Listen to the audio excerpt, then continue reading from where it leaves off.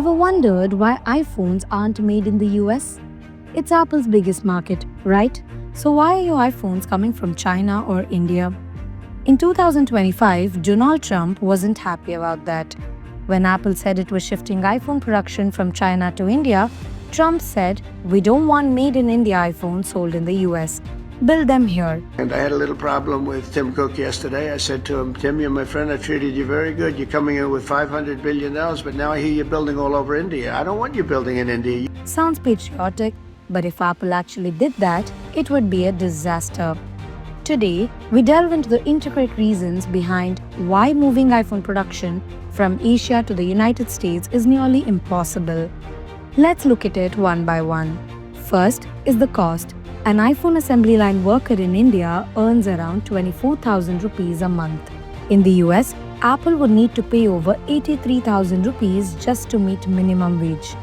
Multiply that across tens of thousands of workers, and the cost of making an iPhone would skyrocket. Some experts estimate that a made in America iPhone could cost up to 2.5 lakh rupees.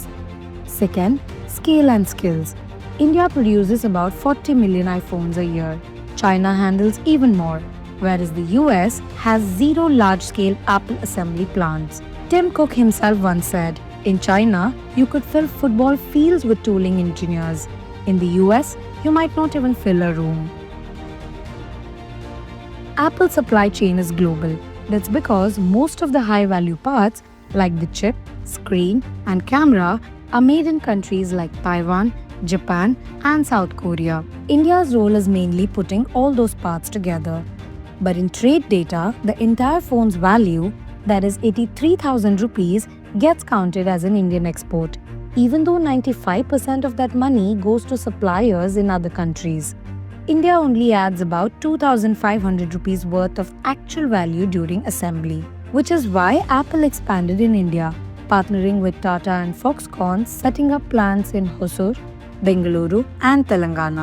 These units not only feed the Indian market, they now export over rupees 1.5 lakh crore worth of iPhones annually. Now, what happens if Apple shuts that down and moves to the US? India won't lose much. It only earns a tiny slice per phone. But Apple? It would lose massively. Higher costs and slower output and supply chain nightmare. As Steve Jobs once told Barack Obama, those jobs aren't coming back. What he meant was, America no longer has the scale, speed, or specialized workforce needed to make complex electronics like iPhones. Decades of offshoring manufacturing to Asia built entire ecosystems there. Factories, suppliers, engineers, and even logistics.